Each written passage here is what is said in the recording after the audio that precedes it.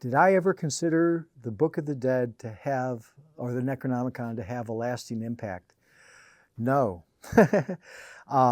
When we filmed this film, just knowing the odds of it even getting into a theater were slim. I mean, you know, they generally, the distributors and all those people are very fickle, and you know, want something that has you know, a pre-programmed response by audiences, and Evil Dead is not that.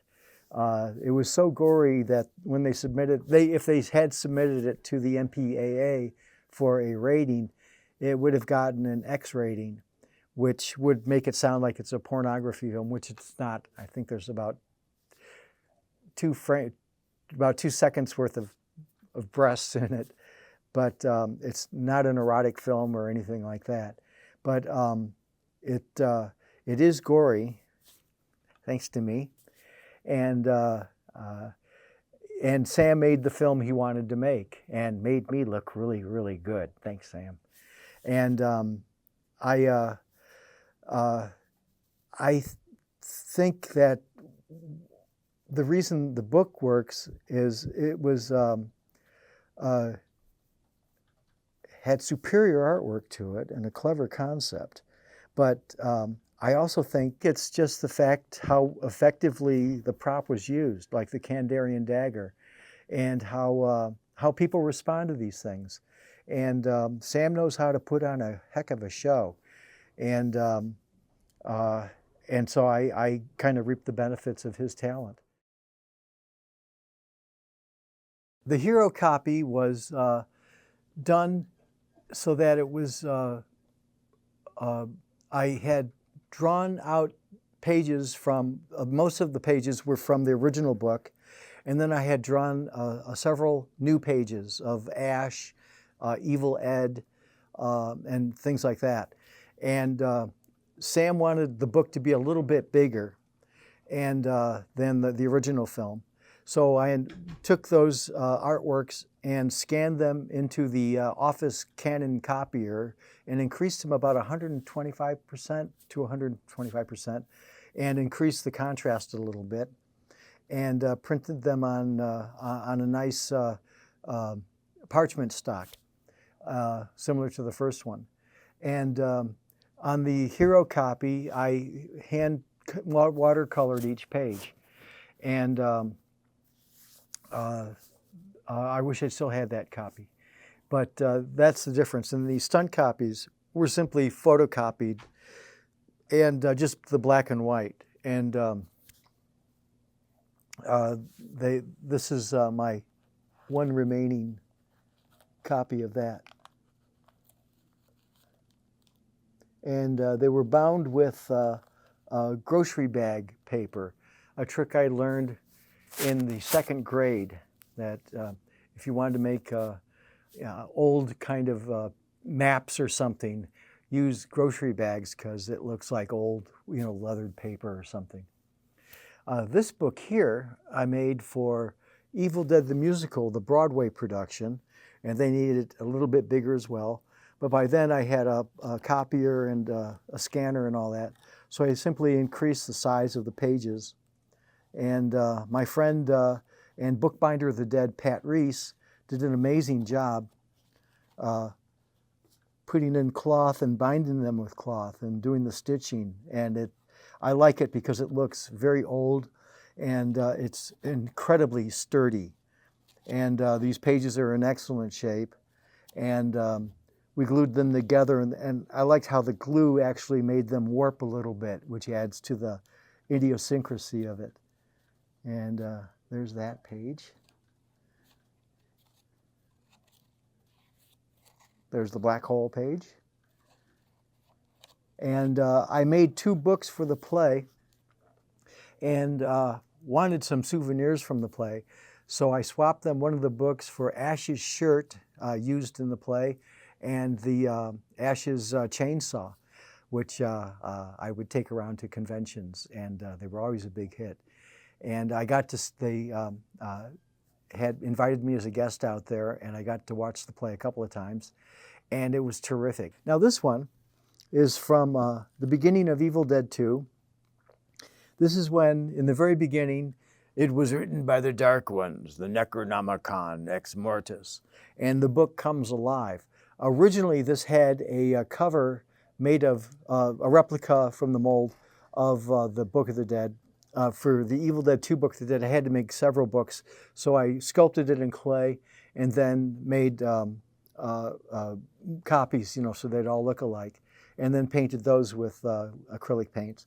But this had one made in Smooth-On, which is an amazing material. Rick Baker used it to have the muzzle of the werewolf in Werewolf of London extend. It's an amazingly stretchy material, and it has memory, so you can release the tension on it, and it goes back, and you can do second takes and things like that.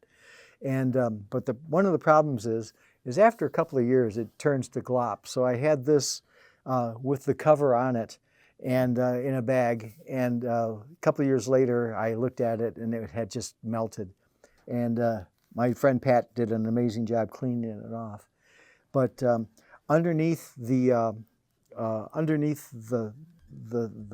skin cover, the stretchy cover, I sculpted these portions of its face, and those are attached to ball and socket armatures manufactured by Illusion Engineering, and a company my friend and I, Bob Meese, created, and so that these could be animated by stop motion. And so I have an eye socket and portion of the right side of its upper jaw, and then an eye socket by itself, and then a lower socket of the left side of the jaw that could move around independently, and then the bottom jaw could move around. So it could look all weird and all that. And then open its mouth, and I believe that it swallows the camera, and then goes into a vortex that I also created. But that's this. So this is a screen-used stop-motion animation piece, and it's in incredibly good shape. I even aged some of the papers and cut them off so it could, stick around and look like it's a full book and everything. But actually it's hollowed out so that I can fit the mechanics in there. Now, for Evil Dead 2, I made several copies of the stunt copies, and this is one that simply wasn't finished up. They only needed 4 stunt copies, which was plenty. And but this has the pages in it, and they're weathered. By weathered, I mean I put them in the oven to age them like reality would. And here it is. It's in pretty decent shape. And if you're interested in a cover for it, talk to me about that. Maybe we could work something out. And this is one that was used for the beginning of Evil Dead 2. It was written by the Dark Ones, and each of the pages here, now this had to look different from the other ones because this is the book actually being created, so it would look nice and fresh and bright. So I made this book as a stop motion book so I could animate the pages turning and open and everything. And in the original pages and in here, there's my name and copyright upside down, which I understand the executive producers weren't pleased with, but tough. And but here's artwork. And now for this shot, that's me standing on my feet for 14 hours while I drew a couple of letters and then would take a stop motion animation shot, one frame of film, and then draw in a couple more, another frame of film, and a couple more, another frame of film. So being written like that. And then I had lightly penciled out the designs here. And so I'm taking watercolors and adding on just a little bit here and there so it looks like it's being created by an invisible hand. And then the same thing here with the Bullscrit. Here's the hieroglyphic forms of stuff. But I would just put in a couple of these letters and then take a frame and then add a couple more. And Sam wanted the process to accelerate. So after a couple of pages, it would go faster and faster. So I drew these. And then these pages are also the original drawings painted. And they're all based on the original book. And by this time it had accelerated. So what I did was I already had these images, these drawings already done and painted and cut out.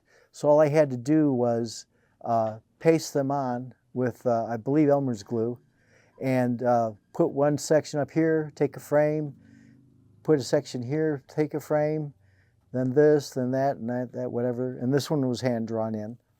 And then the same thing here, where these have been glued on. There's the Sam Raimi tribute. And I didn't want to decapitate him. I just wanted him to be represented in the book. And then the same thing with these, drawn on and the lettered. This is lettered freshly, so probably a stop motion lettering as well.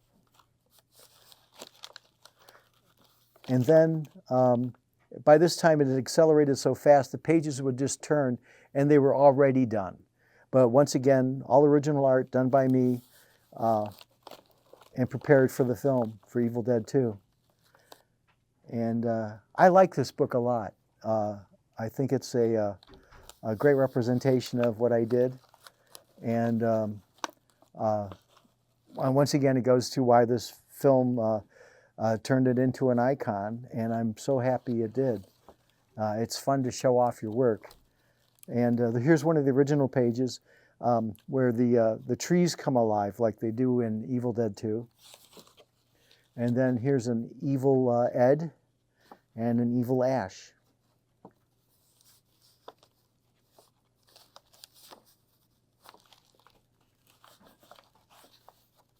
And this has a secret message: Bruce, Master Thespian, which I think he is. One of the great physical comedians as well, of course. But it goes on and on and on. Here's more Bolskrit. And some of these were just enlarged of photocopies of the original book, and then I colored them in so they look nice and fresh. There's the black hole one again. And more of the Bolskrit. And it goes on and on. And there's the face on the book. And then there's how they destroy the book. And I'm very proud of this. Thank you.